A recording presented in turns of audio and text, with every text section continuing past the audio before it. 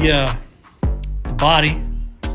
I trued it up on my oscillating sander here. I started out with the big belt sander, and I ended up with this so I could do this up in here. And there she is, all trued up. So the next step will be cutting in the routing out for the P90s, and then from there I'll probably either cut the control cavity out on the back. This is the back. Probably sand the back down some more first, and then I'll cut out the control cavity, and then possibly go ahead and do some locating holes, you know, for my pots and my switch. And then after that, I'll put the route out for this.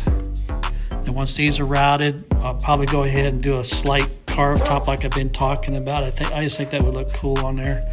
I toyed with the idea of putting bindings on it, but I really like all the woods showing, so I'm just going to leave it the way it is. And I got a couple of flaws that I have to fix, but that's to be expected when you do stuff at home and in your little shop, and you don't have a CNC machine to do your screw ups for you. And I don't care what these guys out there say, CNC machines do mess up. So another reason why I was wanting to do the carved top is, if you notice, I got some of this here on that edge. So if I do the carved top, that'll get rid of all that, because the carved top will come down. Find something to point with here. The carved top will come down about half of that wood there, maybe a little bit more, and so that'll get rid of all this imperfection here, and I'll show you how I do carved tops. We call them carved tops, but what I do is I router out a channel around here several times, and I just take my sanding disc, and then I just sand it out the way I like it, and leaving the top as flat as I can up here, and then everything else will be carved. So it should look pretty cool. And then after that, then it'll be on to carving out the neck. All right, y'all, that's it where I'm at right now. So I'll bring you back in a little while. I'm getting ready here to start routing for the pickups. What I do is make a template here. This one here went awry on me, so I won't be using this one at all.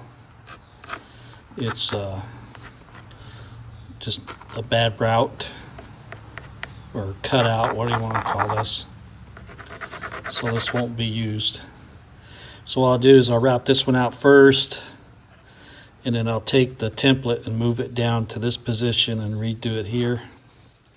So it'll be a two-step process. I was hoping to get them both done, but you know, you hit and miss when you try to do this stuff sometimes. I had another template, but I can't find it, so I had to make a new one. So hard telling what I did with the other template. But I use this two-sided tape. I get this off Amazon. It works out really well. It's really nice and strong. It won't let your work, it won't come off of your work. And best way to do it is use that two-sided tape. Another method I have used in the past is use hot glue. You can also use hot glue, or you can use the CA trick where you use two pieces of tape like that right there. You put a strip down, put some CA glue on it, and you put tape on your other piece, and you squish it down on there, and the CA glue dries. And that also works out pretty good. But I like using the two-sided tape as my favorite. That's what I go to all the time, most of the time. If I'm out of two-sided tape, then I use the other two methods, one of the two. Anyway, I'll bring it back in just a little bit. What I'm gonna do right now is hog this out, and then we'll route it out, and then I'll move the template, hog it out, and router it out, and then we'll go to the next step. All right, talk at you later.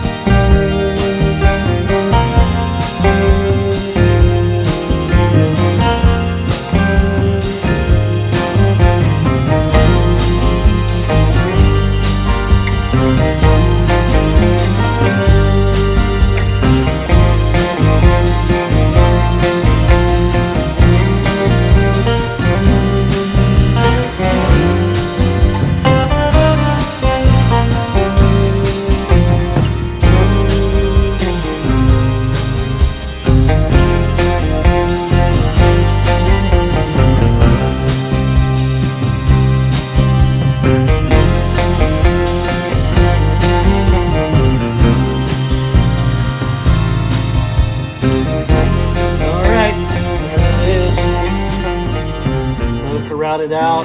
Notice my pre-route down here for the wire channels are there. One right there.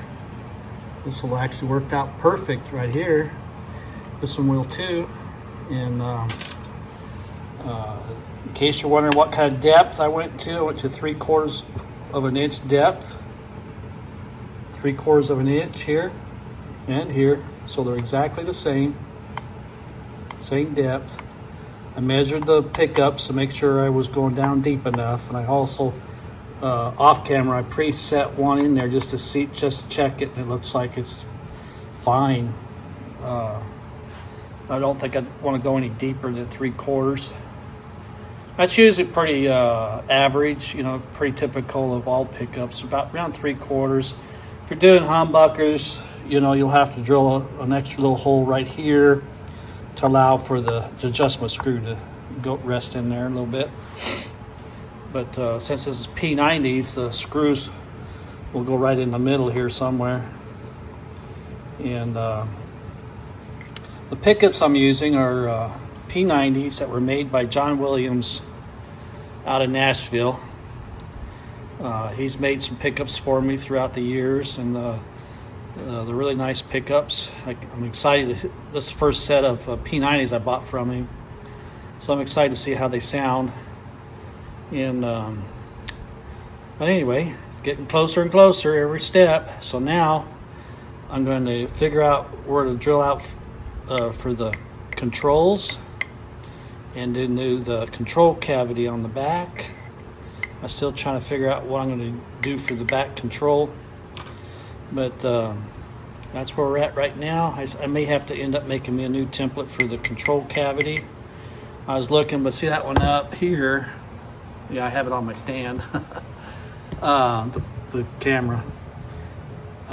This one here is just too long. See that from there to there? It's just too long for the back of this one. And I'm missing some templates. I don't know what I did with them. I must have lost them in the move or something. But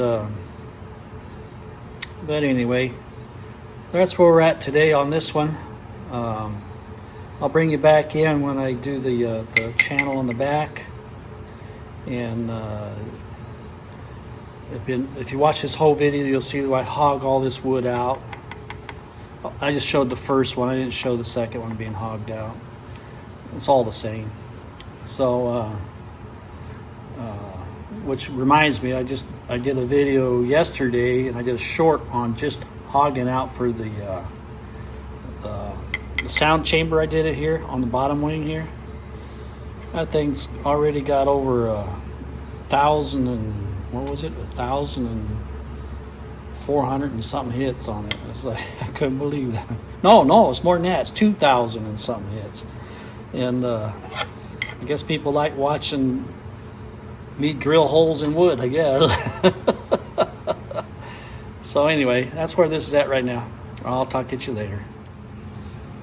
All right, what I'm doing here now is I'm getting ready to drill out for the pots and the switch.